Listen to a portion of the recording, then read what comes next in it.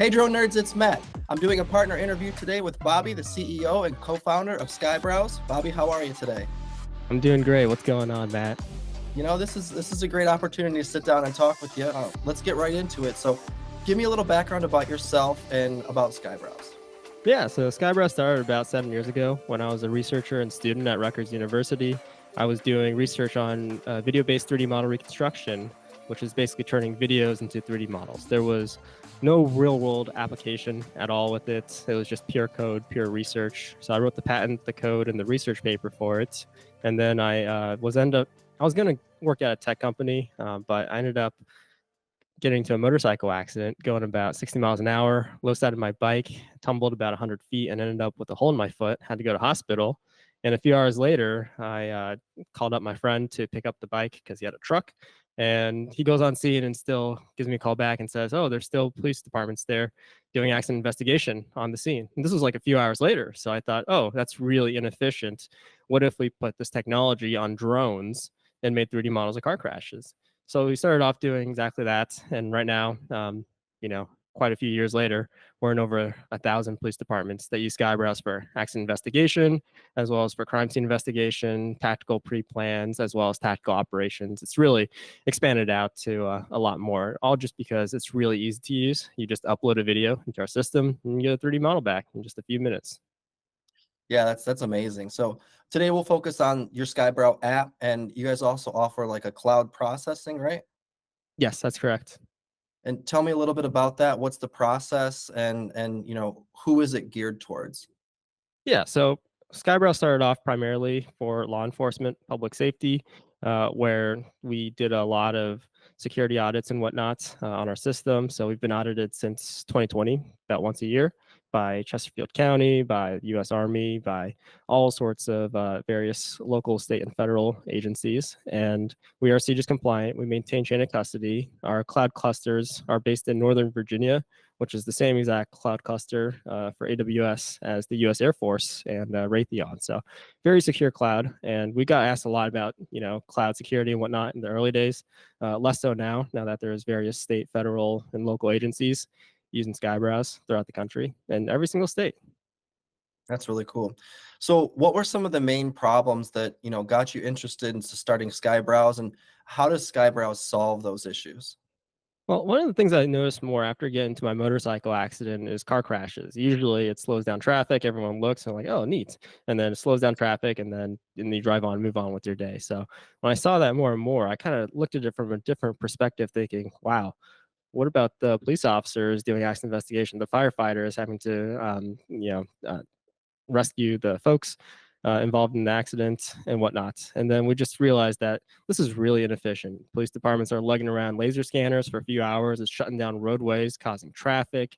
It's very dangerous to do as well because you got all these cars passing by and they're not really paying attention to the road. They're paying attention to the car crash. So that's inattentive drivers as well. So I noticed a lot of that in the coming months after the motorcycle accident. So I thought, okay, what if we could just use video? Just at first fly a drone around the scene, record a video, and make a 3D model out of it, get measurements and all that. It would save so much time. And then we realized, oh, wait, we can also do this for other applications. It can be any video, it doesn't have to be drone video. You can use your cell phone, record a video of a car crash. It'd take about a minute to record.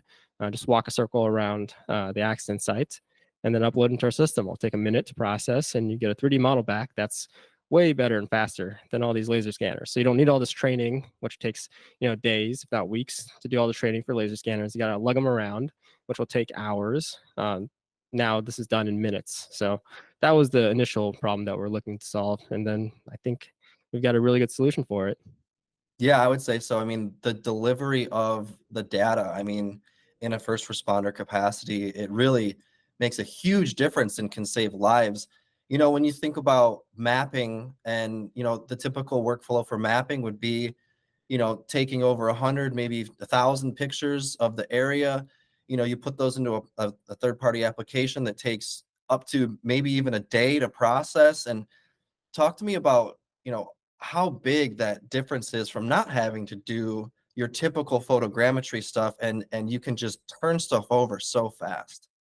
Yeah, we've been getting a lot of calls from departments that are looking to switch over from traditional photogrammetry softwares to SkyeBrowse.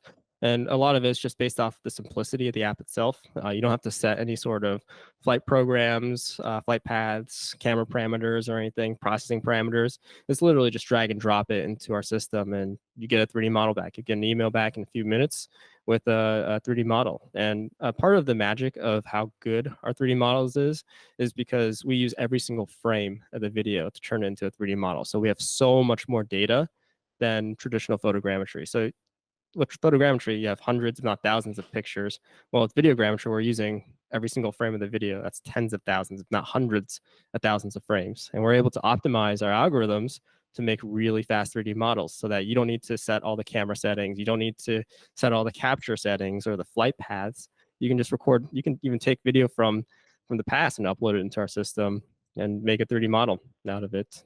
And it kind of brings, there's a lot of people out there with consumer drones. There is kind of a wall where, at a certain level, they're not really designed for photogrammetry. But talk to me about how, SkyeBrowse, you can use any drone. I mean, you guys have a list of supported ones for the flight, like the actual flight planning. But talk to me how, you can use anything and still get the end result in a professional level. Yeah, absolutely. So on our app, we have a flight app for Android, iOS, as well as DJI RC, and that supports a certain amount of drones based off of um, limitations of various drone manufacturers. We can't support all of the drones. So we released Universal Upload about a year ago, where you can upload any video into our system and turn it into a 3D model.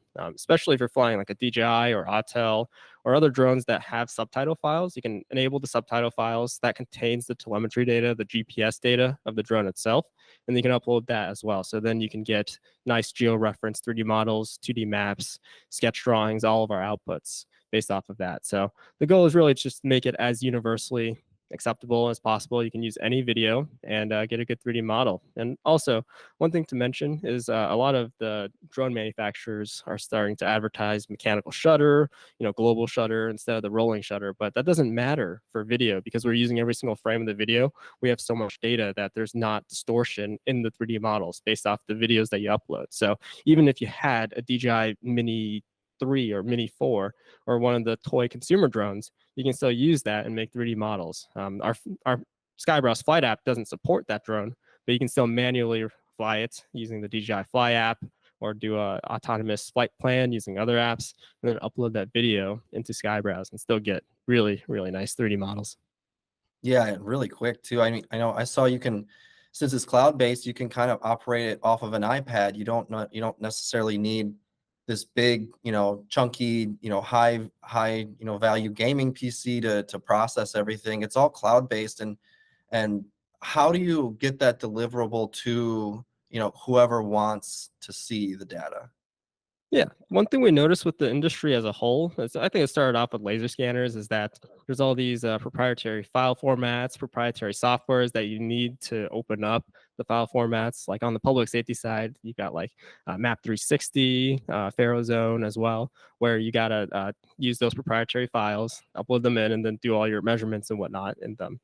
In this case, all of this is just shareable via a link. So you can either share via a link or share via email. Someone else gets an email with it. They click the link and the 3D model shows up on their browser. So it can be done on a phone. It can be done on an MDT, a computer, an iPad. It doesn't really matter what it is. And then they can view the 3D model and manipulate it and do everything they need to do just by clicking on a link. So it's very optimized to be as universal as possible. There's no limitations. There's no specific software needs or no hardware needs as well. And you can use any video. So very recently, we released interior mapping with DJI Vadas. So now for tactical operations, real-time operations, then you can just fly in and pre-clear a building using a DJI Vada. And the best part is all these initial testers, when we were doing testing on it, they weren't told any sort of specific flight path. We're just like, yeah, just fly Nevada in and upload a video. And all the 3D models came out so, so good. Yeah, that's amazing, especially, not having the officers need to have all this training. It really takes a lot of those barriers of entry out, because they're always busy doing their thing, protecting us. And, it is amazing that, the algorithms and how the software, uh, just does everything for you. And talk to me a little bit about, so we talked about like accident scene reconstruction. We talked about the interior mapping. What about like natural disasters? Like how is something like SkyeBrowse useful for that? Yeah, for natural disasters, with the help of a lot of the nonprofits that we work with, we've mapped out just about every single natural disaster in the past 4 years with SkyeBrowse. Because we're using video, the drone doesn't have to slow down to take a picture, which means you can fly a lot faster.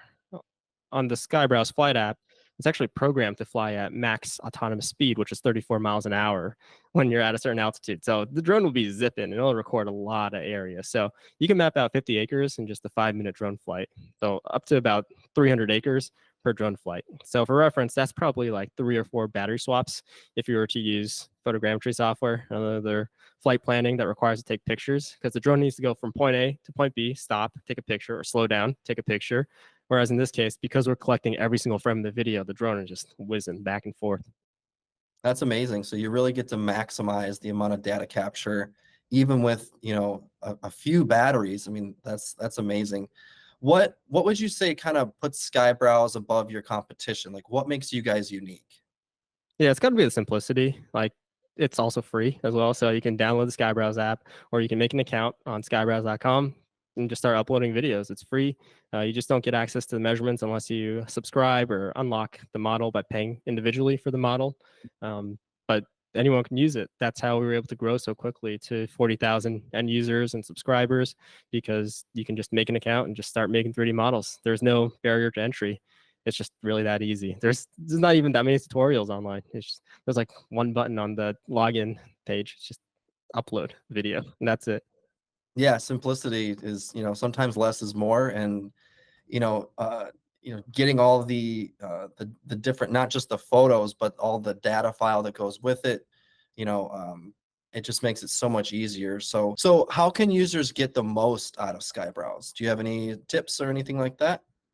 Check out our partners at Drone Nerds, of course, because they're very well trained in SkyeBrowse. They know about it. You can also check out our tutorials online, as well as our blog posts where we announce new products as well. So just make sure to follow us on social media, subscribe to our newsletter, make an account, and you'll get subscribed as well, because we release updates every 2 weeks. And we've been doing that for 4 years now. So there's always new stuff going on, and we listen to user feedback as well. So send us your feedback, and chances are it'll get turned into a product. I saw you last year. You guys were at Elevate UAV. You did a great presentation on an overview of SkyeBrowse and just all the benefits that come with it. Um, are you guys going to be at Elevate UAV this year as well? Yeah, just send us the details, and we'll certainly be there. So, since talking to you guys last time at Elevate UAV, our show in Miami, what's changed? What's your guys' roadmap? What are you guys focusing on? Right now, we're focusing on advancing SkyeBrowse into various other industries. A lot of it has been public safety focused, and we've gotten to a point that we've built out a good amount of the features on the public safety side. Just 2 days ago, we released sketch drawings where you can take a video, turn it into a 3D model, which then turns it into a 2D map, and then afterwards gets the sketch drawings for your police reports. So it's a black and white sketch drawing with scale bar, positional heading, and all that that you can export as a JPEG and just drag and drop it into your police report, like a traffic report, for instance, accident reports and whatnot. So all of that's just based off public safety, and we're getting a lot of feature requests from other industries as well. So we'll be going into real estate, construction, inspections fairly soon. That's Fairly really soon. cool. That's really cool. You guys are very ambitious. It's an awesome product. It's amazing to watch, the end product come out, so fast.